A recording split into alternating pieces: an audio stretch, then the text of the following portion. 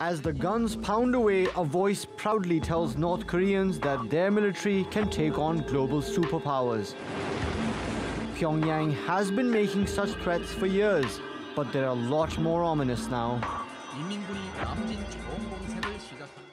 US analysts say the country has developed the means to launch nuclear warheads as far as 7,000 kilometers. Despite new sanctions to deter it, Pyongyang says it won't abandon its nuclear ambitions. We'll never place our nuclear and ballistic missiles program on the negotiating table and won't budge an inch on strengthening nuclear armament. And it's threatening to use them against the United States, drawing a sharp response from its commander-in-chief. They will be met with fire and fury like the world has never seen. He has been very threatening, beyond a normal statement. And as I said, they will be met with fire, fury, and frankly power, the likes of which this world has never seen before. The reclusive state has been economically cut off from most of the world for years. But China's demand for coal, metals, seafood and rare earth minerals has driven North Korea's exports. Thailand and some other countries in the region have also relied on it as a cheap source of minerals and manpower. That's helped Kim Jong-un's regime continue its pursuit of nuclear armament. These countries are now relenting. China supported a UN Security Council decision to impose sanctions on North Korea, and Thailand says its bilateral trade has dropped by 94% since last year. But there are fears this severing of ties may have come too late, with reports that North Korea has already become a full-fledged nuclear power.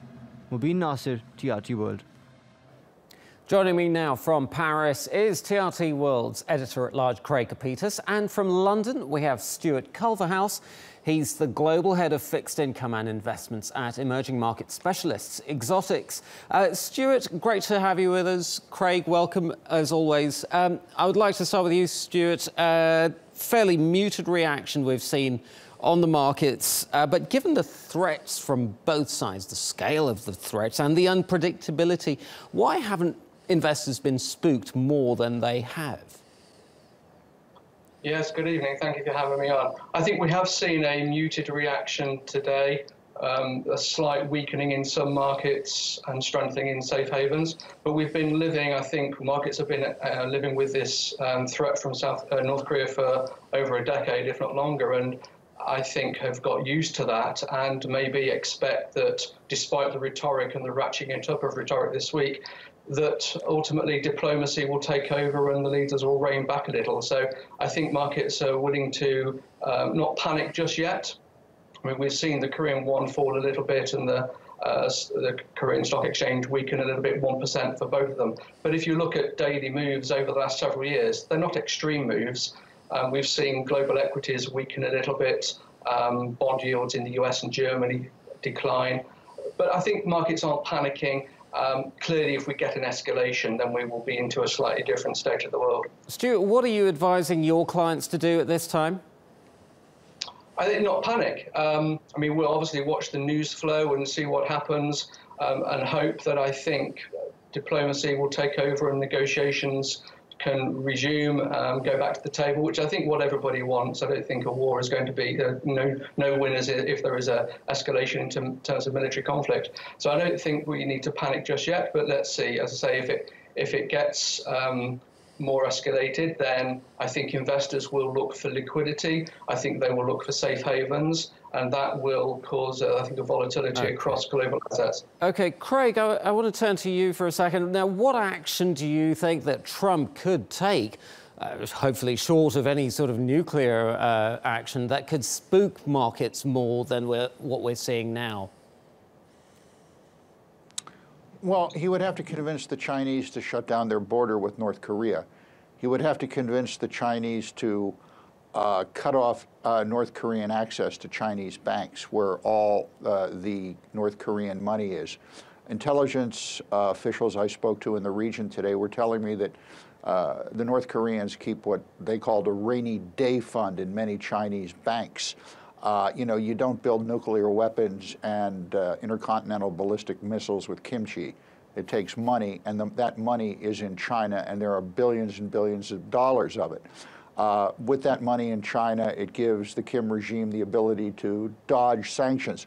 Two other things that could be done that would spook the North Koreans, perhaps paramount among them, is there are, according to the United Nations 2015 report, North Korea is heavily involved in the slave trade.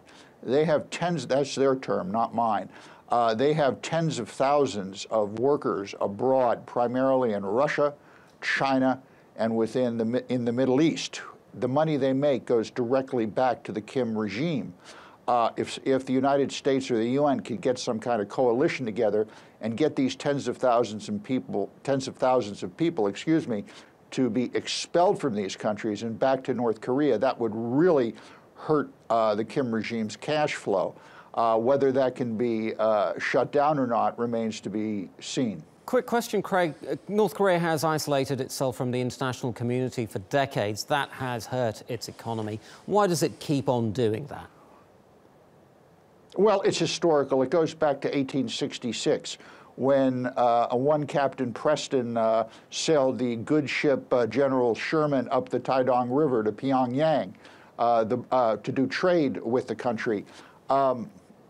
The ship was taken over. The people on board were hacked to death, according to the history books. Those that made it to shore were dismembered.